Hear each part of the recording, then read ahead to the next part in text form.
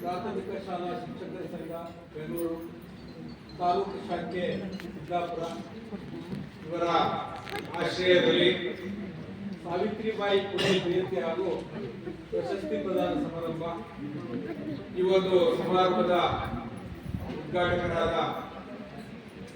ಟಿ.ಆರ್. ನಾಯ್ಕ ಅವರೇ, ಈ ಒಂದು ಕಾರ್ಯಕ್ರಮದ ಅಧ್ಯಕ್ಷತೆಯನ್ನು ವಹಿಸಿರುವಂತಹ ಚೈತನ್ಯ ಕುಮಾರ್ ಸರ್ ಅವರೇ, ಈ ಒಂದು ಕಾರ್ಯಕ್ರಮದ ವೇದಿಕೆಯಲ್ಲಿರುವ ಪ್ರಾಥಮಿಕ ಶಾಲಾ ಶಿಕ್ಷಕರ ಸಂಘದ ಅಧ್ಯಕ್ಷರು, ಸರ್ಕಾರಿ ನೌಕರರ ಸಂಘ ಸಿದ್ದಾಪುರ ಶಾಖೆಯ ಉಪಾಧ್ಯಕ್ಷರಾದ ಶ್ರೀ ಸತೀಶ್ ಹೆಗಡೆ ಅವರೇ, ಸರ್ಕಾರಿ ನೌಕರರ ಸಂಘದ ಸಿದ್ದಾಪುರ ಶಾಖೆಯ ಕಾರ್ಯದರ್ಶಿಗಳಾದ ನಾಗರಾಜ್ ಸರ್ ಅವರೇ, ಉದಯ ಮೇಶ್ವರ್ ಸರ್ ಅವರೇ, ವೇದಿಕೆಯ ಮೇಲಿರುವ ಎಲ್ಲ ಗಣ್ಯ ವ್ಯಕ್ತಿಗಳೇ, ಒಂದು ಅದ್ಭುತವಾದ ಒಂದು ಕಾರ್ಯಕ್ರಮವನ್ನು ಇವತ್ತು ನಮ್ಮ ಪ್ರಾಥಮಿಕ ಶಾಲಾ ಶಿಕ್ಷಕರ ಸಂಘದಿಂದ ಆಯೋಜನೆ ಮಾಡಲಾಗಿದೆ. ಈ ಒಂದು ಕಾರ್ಯಕ್ರಮದಲ್ಲಿ ಈಗಾಗಲೇ ಕಾರ್ಯಕ್ರಮವನ್ನು ಉದ್ಘಾಟಿಸಿದಂತ ನಮ್ಮ ಟಿ.ಆರ್. ನಾಯ್ಕ ಅವರು ಶ್ರೀಮತಿ ಸಾವಿತ್ರಿಬಾಯಿ ಪುಲೆ ಅವರ ಬಗ್ಗೆ ತುಂಬಾ ಅದ್ಭುತವಾಗಿ ಮಾತನಾಡಿದರು. ಅವರು ಮಾತಾಡ್ತಾ ಇದ್ದಾಗ ಎಲ್ಲರ ಒಂದು ಭಾವನೆಯನ್ನು ನಾನು ಈ ಕಡೆ ಕುತ್ಕೊಂಡು ನೋಡ್ತಾ ಇದ್ದೆ. ಏನೋ ಇನ್ನೂ ಹೊಸದಿದೆ, ನಾವು ಪ್ರಥಮ ಬಾರಿಗೆ ಸಾವಿತ್ರಿಬಾಯಿ ಪುಲೆ ಅವರ ಬಗ್ಗೆ ಏನೋ ಕೇಳ್ತಾ ಇದ್ದೀವೇನೋ, ಅಷ್ಟು ಆತ್ಮೀಯವಾಗಿ, ಅಷ್ಟು ಆಕರ್ಷಕವಾಗಿ ಅವರು ಮಾತಾಡಿದ್ದಾರೆ. ನನಗೂ ನಾವು 31 ನೆನಪಿಡ್ತೀವಿ, ಜನವರಿ 1 ನೆನಪಿಡ್ತೀವಿ, ಆದ್ರೆ ಜನವರಿ 3 ನಾವು ನೆನಪಿಡಲ್ಲ ಅಂತ ನನಗೂ ಗೊತ್ತಿಲ್ಲ. ಜನವರಿ 3 ಸಾವಿತ್ರಿಬಾಯಿ ಪುಲೆ ಅವರ ಜನ್ಮ ದಿನಾಚರಣೆ. ಸತೀಶ್ ಅವರು 2 ವರ್ಷದ ಒಂದು ಇನ್ವಿಟೇಷನ್ ವಾಟ್ಸಪ್ ಅಲ್ಲಿ ಕಳಿಸ್ತಾ ಇದ್ರು. ನಾನು ಅದಕ್ಕೊಂದು ಥಮ್ಸ್ ಅಪ್ ಹಾಕ್ತಾ ಇದ್ದೆ. ಮೊನ್ನೆ ಹಾಕಿದ್ರು, ಅದು ಪೋಸ್ಟ್ಪೋನ್ ಆಯ್ತು. ನಿನ್ನೆ ಬೆಳಿಗ್ಗೆ ಮತ್ತೆ ಹಾಕಿದ್ರು. ನಾನು ಒಳ್ಳೆ ಇವತ್ತೇ ಇರ್ಬೇಕು. ನಿನ್ನೆ ಮಧ್ಯಾಹ್ನ ಮನೆಗೆ ಬಂದ್ರೆ 2:30ಗೆ ಕರೆಕ್ಟ್ ಬರ್ಬೇಕು ಅಂತ. ಇನ್ನೇನು ಹೊಡೆದ ಸಬ್ಮಿಟ್ ಅಂತ ಸತೀಶ್ ಅವರು 2:30ಗೆ ಸ್ಟಾರ್ಟ್ ಆಗಿಬಿಡ್ತೇನ್ರಿ ಅಂತ. ಇಲ್ರಿ ನಾಳೆ ಪೋಸ್ಟ್ಪೋನ್ ಆಗಿದೆ. ನಾನು ನಿನ್ನೆ ಫೋನ್ ಮಾಡಿದ್ರೆ ಬಂದು ಒಬ್ಬನೇ ನೋಡ್ಕೊ ಹೋಗ್ಬೇಕಾಯ್ತು. ಯಾಕಂದ್ರೆ ಈಗಾಗಲೇ ಸರ್ ಬಹಳ ಮಾರ್ಮಿಕವಾಗಿರೋದು. ನಾವು 31 ಬಗ್ಗೆ ಬಹಳ ಆಸಕ್ತಿ ತೋರಿಸ್ತೀವಿ. ನ್ಯೂ ಇಯರ್ ಅಂತ ಸೆಲೆಬ್ರೇಟ್ ಮಾಡ್ತೀವಿ. ಅದು ನನ್ನ ಪ್ರಕಾರ ನಮ್ಮ ಅಕೌಂಟಲ್ಲಿ 1 ವರ್ಷ ಲಾಸ್ ಆಗ್ತಾ ಇದೆ. ಒಂದೊಂದು 31 ಒಂದೊಂದು ನ್ಯೂ ಇಯರ್ ಬಂದಂಗೆ ನಾವು ಗ್ರಾಜುಯಲಿ ಮೂವಿಂಗ್ ಟುವರ್ಡ್ಸ್ ಡೆತ್ ಸಾವಿಗೆ ಹತ್ರ ಆಗ್ತಾ ಇದೀವಿ. ಆದ್ರೆ ನಮ್ಮ ಮುಂಬುತನ ಹೇಗಿದೆ ಅಂದ್ರೆ 31 ದಿವಸ ಕಂಠ ಪೂರ್ತಿ ಕುಡಿತೀವಿ, ಎಂಜಾಯ್ ಮಾಡ್ತೀವಿ. 12:30 ಎಲ್ಲರಿಗೂ ಹ್ಯಾಪಿ ನ್ಯೂ ಇಯರ್ ಅಂತ ವಾಟ್ಸಪ್ ಅಲ್ಲಿ ಬಲ್ಕ್ ಮೆಸೇಜ್ ಆಗ್ತೀವಿ. ಆದ್ರೆ ಇಂಥ ಮಹಾನ್ ವ್ಯಕ್ತಿಗಳ ಬಗ್ಗೆ ನಾವು ವಿಚಾರಣೆ ಮಾಡಲ್ಲ.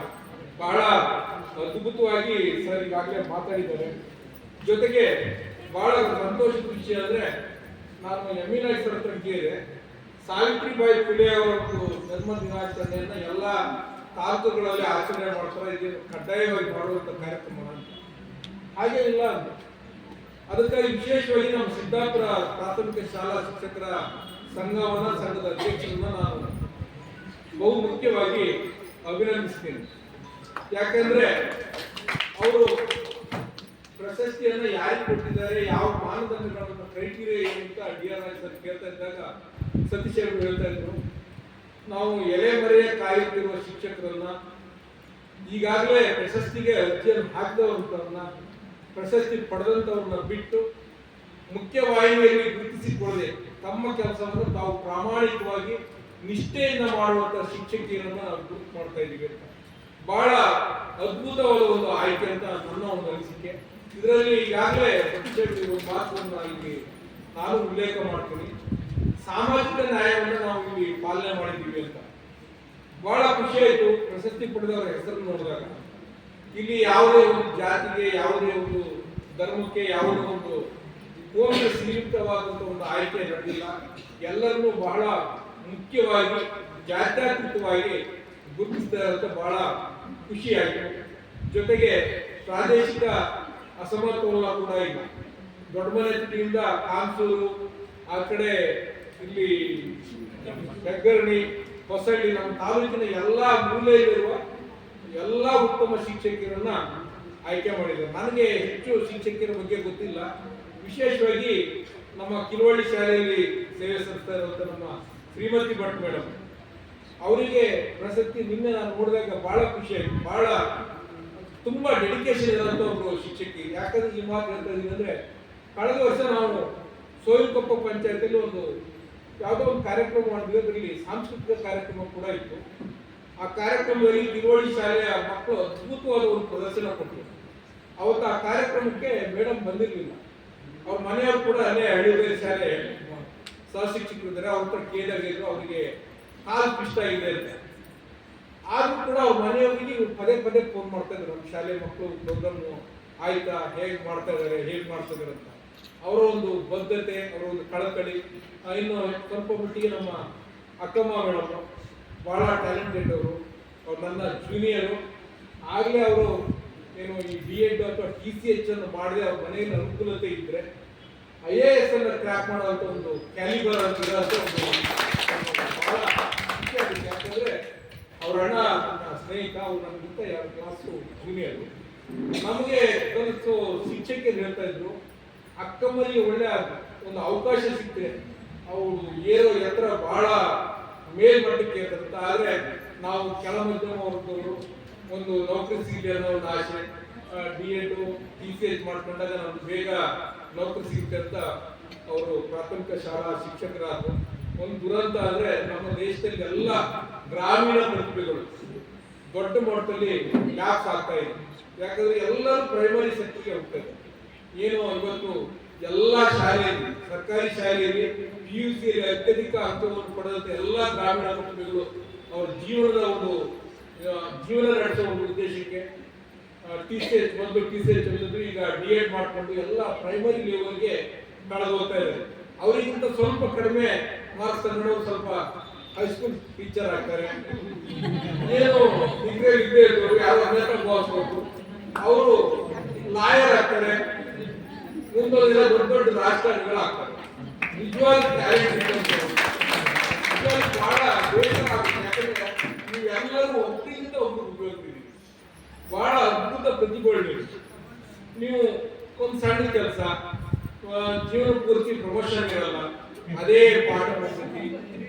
DDPI ಬಹಳ ಸ್ಟ್ರಿಕ್ಟ್ ಅಂತ ಎಲ್ಲರಿಗೂ ಗೊತ್ತು. ಅದ್ರ ಜೊತೆಗೆ BO ಸರು ಖಾಲಿ ಚಕ್ರ ಕಟ್ಕೊಂಡಾಗ ಎಲ್ಲ ಶಾಲೆ ತಿಂತಾ ಇರ್ತಾರೆ. ನಿಮ್ ಕಷ್ಟ ಹೆಂಗಿದೆ ಅಂದ್ರೆ ಪಾಪ ಆ ಕಡೆ ಕ್ಲಾಸ್ ಮಾಡ್ಕೋಬೇಕು, ಈ ಕಡೆ ಬಿಸಿ ಊಟ, ಆ ಕಡೆ ಮೊಟ್ಟೆ ಬಿಡಿಸೋದು ಒಂದು ಸಮಸ್ಯೆ, ಬಾಳೆಹಣ್ಣು ತರೋದು ಒಂದು ಸಮಸ್ಯೆ. ಮಧ್ಯ ನಿಜವಾದ ಪ್ರತಿಭೆ ನನ್ಗೆ ಲ್ಯಾಪ್ಸ್ ಆಗ್ತದೆ ಅಂತ ಬಹಳ ಬೇಸರ ಕೂಡ ಇದೆ. ಅದ್ರ ಜೊತೆಗೆ ಇವತ್ತು ಸಮಾಜ ಬಹಳ ಕುಗ್ಗಿಡ್ತಾ ಇದೆ. ಯಾಕಂದ್ರೆ ಈ ಸೋಷಿಯಲ್ ಮೀಡಿಯಾದಲ್ಲಿ ನಮಗೆ ಫಿಂಗರ್ ಟಿಪ್ಸ್ ಅಲ್ಲಿ ಎಲ್ಲ ಸಿಗ್ತಾ ಇದೆ. ಎಲ್ಲ ನಿಮ್ಮವರೆಗೂ ಇದೆ, ನಿಮಗೂ ಕೂಡ ಇದೆ. ನೀವು ಯಾವ್ಯಾವ ಪ್ರಾಡಕ್ಟ್ ಅನ್ನ ಪ್ರೊಡ್ಯೂಸ್ ಮಾಡ್ತೀರಿ, ಅದು ನಾಳೆ ಸಮಾಜಕ್ಕೆ ಒಂದು ರಿಟರ್ನ್ಸ್ ಬರ್ಲಿಕ್ಕೆ ಸಾಧ್ಯ ಆಗುತ್ತೆ ಅಂತ ನನ್ನ ಒಂದು ಅನಿಸಿಕೆ. ಜೊತೆಗೆ ಕಳೆದ ಕಾರ್ಯಕ್ರಮದಲ್ಲಿ ನಾನು DR ಸರ್ಗೆ ಹೇಳಿದ್ದೆ, ಆವತ್ತಿಗೆ ನಮ್ಮ ಸಭಾಭವನ ವ್ಯವಸ್ಥಿತವಾಗಿ ಇರಲಿಲ್ಲ. ಮುಂದಿನ ನಿಮ್ಮ ಕಾರ್ಯಕ್ರಮದ ವೇಳೆಗೆ ಇದನ್ನ ನಮ್ಮ ಹತ್ರ ಎಷ್ಟು ಸಾಧ್ಯವೋ ಅಷ್ಟು ಸುಸಜ್ಜಿತವಾದ ಒಂದು ಸಭಾಭವನವನ್ನು ನಿಮಗೆ ನಿರ್ಮಾಣ ಮಾಡಿ, ಬಹುತೇಕ ಯಾಕಂದ್ರೆ ನಮ್ಮ ತಾಲೂಕಿನ ಹೆಚ್ಚಿನ ನೌಕರರಲ್ಲಿ ಅರ್ಧದಷ್ಟು ಶಿಕ್ಷಕರಿದ್ರೆ ನಿಮ್ಮ ಕಾರ್ಯಕ್ರಮದಲ್ಲಿ ನಾವು ಉಚಿತವಾಗಿ ನೀಡ್ತೀವಿ ಅಂತ ಇವತ್ತು ಸಾಕಾರ ಆಗಿದೆ. ಬಹಳಷ್ಟು ಜನ ಇವತ್ತು ಸಭಾಭವನವನ್ನ ನೋಡ್ಬೇಕು, ನೀವು ಕೂಡ ಇದಕ್ಕೊಂದು ಪ್ರಚಾರ ಕೊಡ್ಬೇಕಂತ ನನಗೂ ಕನಸಿತ್ತು. ಅದು ಈ ಮೂಲಕ ಇಳಿಯಿದೆ. ಈ ಒಂದು ಅವಕಾಶವನ್ನ ನನ್ನ ಸತೀಶ್ ಹೆಗಡೆ ಅವರು ಮಾಡಿಕೊಟ್ಟಿದ್ದಾರೆ. ಈ ಒಂದು ಕಾರ್ಯಕ್ರಮದಲ್ಲಿ ಯಾರೆಲ್ಲ ಪ್ರಶಸ್ತಿ ಭಾಜನರಾಗಿದ್ದೀರಿ, ನಿಮ್ಮನ್ನು ಮತ್ತೊಮ್ಮೆ ನಾನು ಅಭಿನಂದಿಸ್ತೇನೆ. ಜೊತೆಗೆ ಉಳಿದ ಎಲ್ಲ ಶಿಕ್ಷಕರು ಕೂಡ ಮುಂದಿನ ದಿನಗಳಲ್ಲಿ ಈ ಪ್ರಶಸ್ತಿ ಪಡೆಯಲಿಕ್ಕೆ ತಮಗೆ ಯೋಗ್ಯತೆ ಮತ್ತು ಅರ್ಹತೆ ಎಲ್ಲ ಇದೆ ಅಂತ ಭಾವಿಸುತ್ತಾ ಈ ಸಂದರ್ಭಕ್ಕೆ ಮಾತಾಡಲಿಕ್ಕೆ ಅವಕಾಶ ಕೊಟ್ಟಿದ್ದಕ್ಕೆ ವಂದಿಸ್ತೇನೆ. ಜೈ ಹಿಂದ್.